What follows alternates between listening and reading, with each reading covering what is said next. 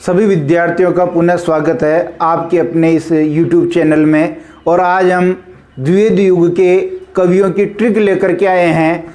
द्विवेदी युग के जितने भी कवि हैं उनको आप इस ट्रिक के माध्यम से जो है याद कर पाएंगे और समझ पाएंगे कि आपको कवियों के नाम कितनी आसानी से याद रह रहे हैं। ट्रिक देख लेते हैं क्या ट्रिक है। जबरदस्त ट्रिक है। सत्यवादी महावीर राम ने, जहाँ जहाँ मैं बोल रहा हूँ, जहाँ जहाँ जैसे जैसे मैं बोल रहा हूँ रुक रहा हूँ, आपको भी वहाँ रुकना है। सत्यवादी महावीर राम ने अयोध्या में मैथिली के मुकुट श्री राम जो जगत के नाथ हैं से पूर्ण स्नेह किया। क्या ट्रिक अपनी? सत्यवादी महावीर राम ने, राम की विशेषता है कि वो सत्यवादी भी है, महावीर हैं, बलशाली हैं। सत्यवादी महावीर राम ने अयोध्या में, राम का संबंध अयोध्या से है, सत्यवादी महावीर राम ने अयोध्या में मैथिली सीता का पर्यायवाची है और राम की जो पत्नी है वो सीता है।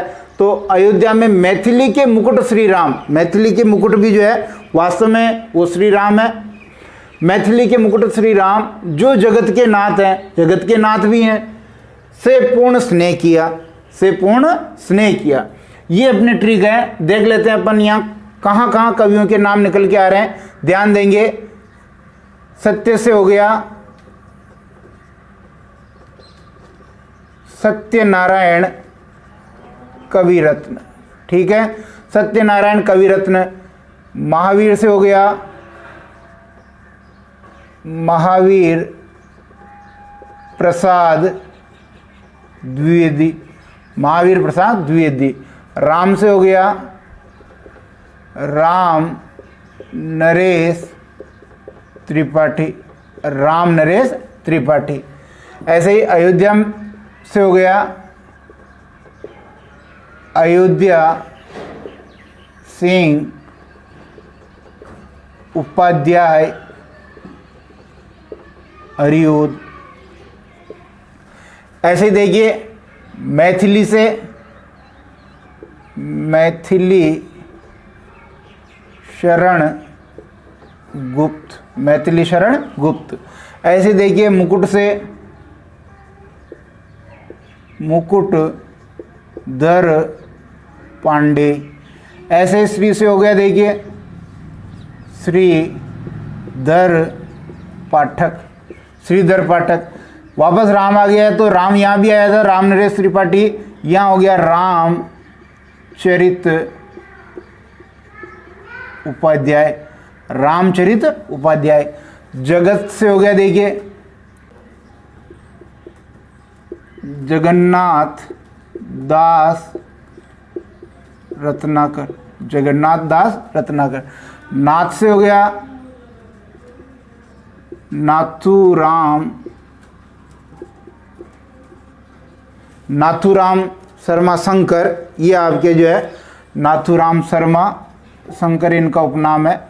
ये नाथ से हो गया। पूर्ण हो गया देखिए, पूर्ण जो है राय देवी प्रसाद पूर्ण, ये पूर्ण उपनाम है, राय देवी प्रसाद पूर्ण।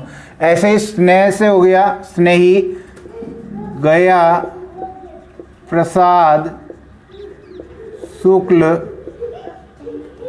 स्नेही, गया प्रसाद शुक्ल स्नेही, गया प्रसाद शुक्ल स्नेही। तो यहाँ अगर अपन ध्यान दें 1 2 3 4 5 6 7 8 9 10 11 12 जो द्विवेदी युग के जो कवि हैं उनको हमने इस एक ट्रिक के माध्यम से याद कर लिया है। और इस ट्रिक को आप कभी भूलेंगे नहीं क्योंकि ये इतनी अच्छी है कि सत्यवादी महावीर राम ने अयोध्या में मैथिली के मुकुट श्री राम जो जगत के नाथ हैं से पूर्ण स्नेह किया। अब यहाँ देखिए सत्यनारायण कवि रत्न, महावीर प्रसाद द्विवेदी, राम नरेश त्रिपाठी, अयोध्या सिंह उपाध्याय हरिओद, मैथिली शरण गुप्त, मुकुटधर पांडे, श्रीधर पाठक, रामचरित उपाध्याय, जगन्नाथ दास रत्नाकर, नाथूराम शर्मा शंकर, राय देवी प्रसाद पूर्ण और गया प्रसाद शुक्ल स्नेही। अंतिम जो 2 ट्रिक के जो ये शब्द हैं ये इनके उपनाम से लिए हैं। उपनाम आपको याद हो जाएंगे, 2-4 बार पढ़ेंगे। तो इस प्रकार जो है अपना ये द्विवेदी युग के जो कवियों की ट्रिक है। अब यहाँ देख लेते हैं कि द्विवेदी युग में भी एक तो चले अपने राष्ट्रीय धारा के कवि और एक चले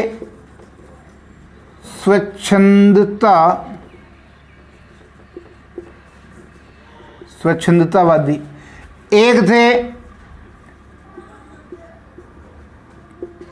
खड़ी बोली यानी ब्रज से, जो ब्रज से खड़ी बोली में आए, और एक थे शुद्ध ब्रज में लिखने वाले, शुद्ध ब्रज में लिखने वाले। ये इस तरह की 4 कवियों का जो है एक समूह भी अपने को यहाँ मिलता है। राष्ट्रीय धारा के कवि, अगर अपन स्वच्छंदतावादी कवियों के नाम लिख लेंगे तो बचेंगे जो वो राष्ट्रीय काव्य धारा के हो जाएंगे।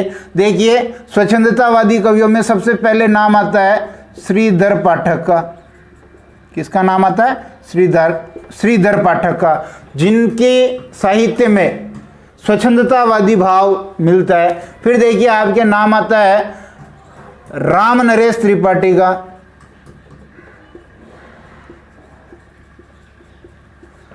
देखिए राम नरेश त्रिपाठी में जो राष्ट्रीय भाव को लेकर के भी काव्य लिखा है, लेकिन इनके जो पथिक जो काव्य है उस पथिक काव्य में प्रकृति चित्रण का जो सुंदर मनोरम दृश्य उसमें देखने को मिलता है, इसलिए हम इसको स्वच्छंदतावादी कवि भी मान लेते हैं। और तीसरा है मुकुटधर पांडे।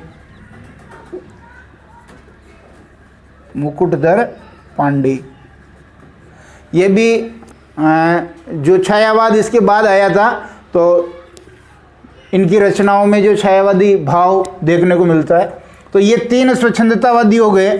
शेष सभी जो है उनके काव्य में राष्ट्रीय धारा को लेकर के जो है काव्य लिखा गया। ब्रज से खड़ी बोली में देखिए, ब्रज से खड़ी बोली में भी जो मुख्यतः आपके हैं, देखिए गुप्त जी आए थे।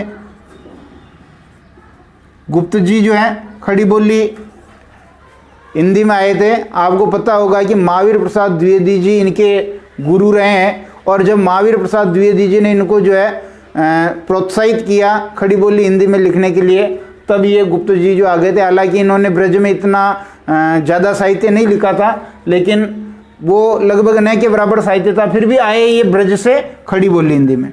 दूसरा देखिए हरिओध जी। हरिओध जी अयोध्या सिंह उपाध्याय हरिओध जी हैं। ये भी जो है पहले ब्रज भाषा में साहित्य लिखते थे, और महावीर प्रसाद द्विवेदी जी के प्रभाव के कारण इन्होंने भी खड़ी बोली में काव्य रचना करना प्रारंभ कर दिया। तो ये 2 हैं। और ज़्यादातर कवि जो हैं वो उन्होंने शुरुआत भले ही ब्रज से की है, लेकिन महावीर प्रसाद द्विवेदी जी का व्यक्तित्व इतना जबरदस्त था कि उनके प्रभाव से कोई अछूता नहीं रहा। जो कवि प्रारंभ उन्होंने अपने काव्य का जो है ब्रज भाषा से किया, लेकिन अंततोगत्वा महावीर प्रसाद द्विवेदी जी के प्रभाव के कारण वो खड़ी बोली हिंदी में जो काव्य लिखने के लिए बाध्य हो गई। यूँ समझ लीजिए अपना सर्वस्व जो है खड़ी बोली हिंदी पर न्यौछावर कर दिया। लेकिन फिर भी जो 2 कवि ऐसे हैं जिन्होंने महावीर प्रसाद द्विवेदी जी के प्रभाव को जो है नहीं माना, और उन्होंने अंत तक जो है ब्रज भाषा में लिखना ही जो है स्वीकार किया। ऐसे 2 नाम आपको ध्यान होने चाहिए। एक तो है सत्यनारायण कविरत्न,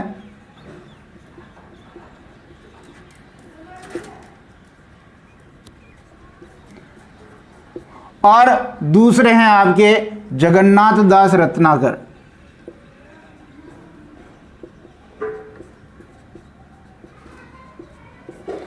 जगन्नाथ दास रत्नाकर उद्धव शतक इन्होंने जो लिखा है वो ब्रज में है। इस प्रकार देखिए ये 2 कवि ऐसे हैं जिन्होंने शुद्ध ब्रज में ही साहित्य लिखा, खड़ी बोली हिंदी में इन्होंने नहीं लिखा। इस प्रकार ये ट्रिक के माध्यम से हमने कवियों के नाम लिखे।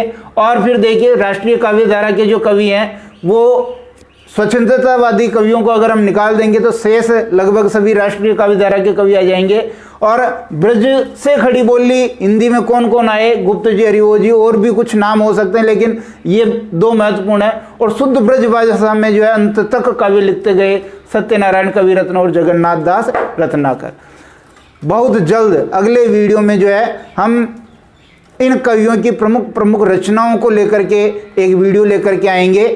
तो आप तब तक तैयार रहिए और इस ट्रिक के माध्यम से बार बार इसको पढ़ते रहिए, लिखते रहिए, और द्विवेदी युग के कवियों को जो है आप नाम जो है टिप्स पे याद कर लीजिए, क्योंकि कभी कभी इस प्रकार का प्रश्न आ जाता है और हमें पता नहीं रहता है भारतेंदु युग का है कि द्विवेदी युग का है या फिर छायावाद, प्रगतिवाद, प्रयोगवाद किसका है। अगर आपको ट्रिक ध्यान रहेगी तो ये सारे कवि एक साथ इकट्ठे रहेंगे और आपको तुरंत पता चल जाएगा कि हाँ भाई ये तो द्विवेदी युग का कवि है, ये हमारी ट्रिक में आ रहा है और ये द्विवेदी युग का कवि है।